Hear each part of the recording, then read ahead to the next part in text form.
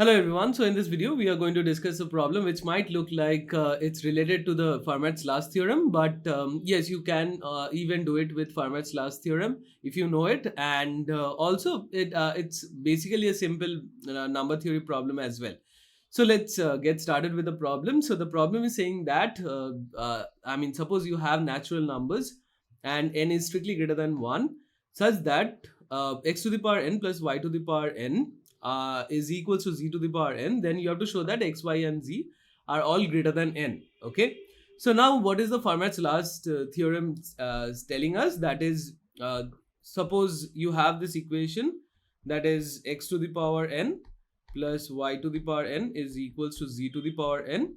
Then, for n greater than equals to 3, this equation doesn't have any positive integer solution. So there are no positive integers x, y, and z such that it satisfies this equation for n greater than equals to 3. For n equals 1 and for n equals 2, you know that there are infinitely many solutions. Okay.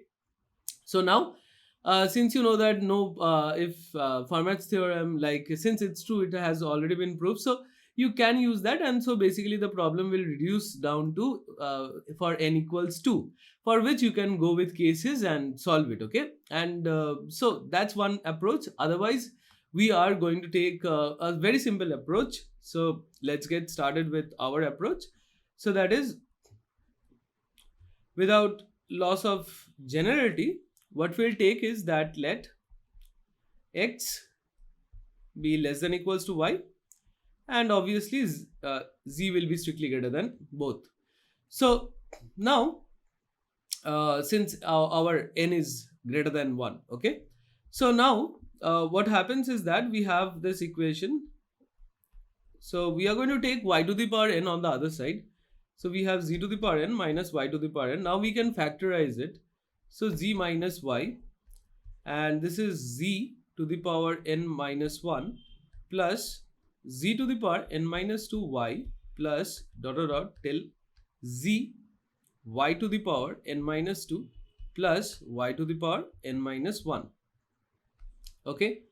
So now what we can do here is we'll do some little bit of comparison. So we can say that this is strictly greater than, so we'll replace z by y plus 1. Okay, so y plus 1 minus y, and here we will replace z and y everything by x.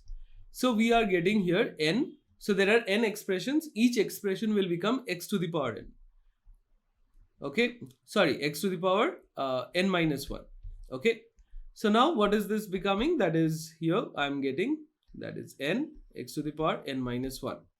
So now finally what did I get? That is x to the power n is strictly greater than n times x to the power n minus 1. Now, so like, as you know that it has already been said that we are looking for x, y, z natural numbers. So since x is not equals to 0 and x is positive, so let's cancel with x and still the inequality will be preserved.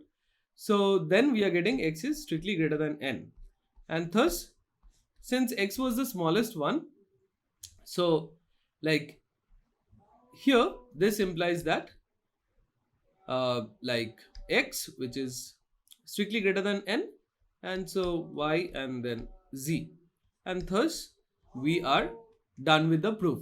So that's it for this video. So thanks for watching, and see you in the next one.